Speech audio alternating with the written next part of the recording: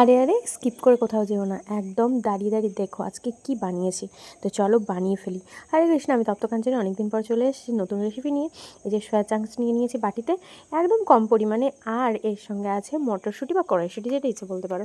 তো এবার দেখো এই দুটো দিয়ে আজকে কি বানাই। তো চলো, এই যে সয়া চাংসগুলো আমি ভিজিয়ে রেখেছিলাম, মানে হাফ ভেজাতে হবে, পুরো ফুল ভিজে গেলে হবে না। হাফ ভেজানোর পরে এটাকে ভালো করে জলটা চিপে নিয়ে এই যে মিক্সিতে নিয়ে নিচ্ছি। এরপরে এটাকে ভালো মানে পেস্ট করব। এই যে কাঁচা লঙ্কা আর একটু দিয়েছি আদা, এটাকে কিন্তু পুরো পেস্ট করা হবে না, এই যে এরকম ঝুরি ঝুরি যেন পেস্টটা হয়, তাই জন্য আমি কিন্তু হাফ ভিজিয়েছিলাম, ফুল ভেজানো নয়। ফুল ভেজানো হলে কাদা কাদা হয়ে যেত।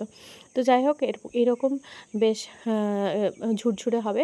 তারপরে এরপরে ঢেলে নিলাম, নিয়ে এটাতে দিয়ে দিচ্ছি আবার মটরশুঁটিগুলো, যাতে এটাকেও পেস্ট করে নেব।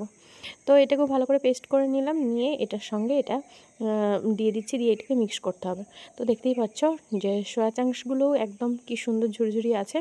এবার এর মধ্যে একটু জল দিয়ে বেটে, মানে যেহেতু জল জল হয়ে গেছে বাটাটা, তো এই সয়া চাংসগুলো পুরোপুরি জল টেনেছিল না, এরপর এর থেকে পুরো জলটা টেনে নেবে। আর একটু বেশ ভালোই মাখাটা হয়ে গেলে শক্ত শক্ত হয়ে যাবে। এখানে দিয়ে দিলাম লবণ, আর দিয়ে দিলাম কালো জিরে, আর সঙ্গে একটু সামান্য পরিমাণে হিং।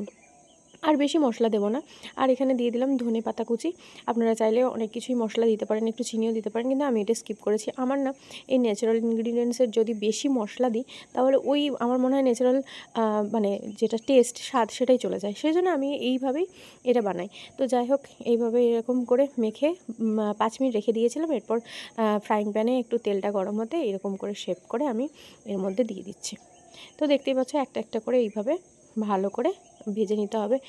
কম আঁচে একবার দিয়ে বেশি ভালো করে একটু মুচমুচে করে ভাজতে হবে। তো এটা আমি দেওয়ার পরে যে উল্টে নিয়েছি, ব্রাউন ব্রাউন হচ্ছে, এটা ভালো করে আরও একটু ভাজতে হবে।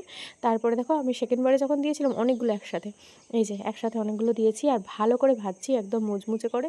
এই যে এত সুন্দর হয়েছে ব্রাউনিশ হয়ে, একদম দেখতেই পাচ্ছ যে ভাজা কমপ্লিট। এরপর আমরা তুলে নিয়েছি, দিয়ে ভগবানকে ভোগ লাগিয়ে দিয়েছি। দেখতে পাচ্ছ প্রসাদ হয়ে গেছে, তুলসী পাতা দেওয়া হয়ে গেছে, ভগবানকে ভোগ লাগিয়ে নিয়েছি।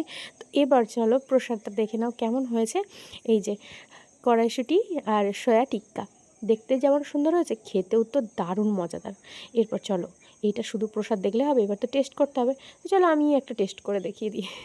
তো চলো একটা নিয়ে নিয়েছি, আর এত সুন্দর টেস্টি আর মুখরোচক যে কী বলবো। তোমরা শুধু বানিয়ে একবার খেয়ে তারপরে আমাকে জানিও, ভালো লাগলে সবার সঙ্গে শেয়ার করে দিও, আর লাইক কমেন্ট করতে ভুলো না কিন্তু।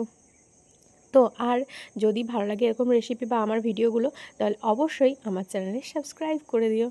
তো চলো তোমরাও বানিও, আর বানিয়ে আমাকে বলো কেমন লাগলো। হরে কৃষ্ণ, সবাই ভালো থাকো, সুস্থ থাকো।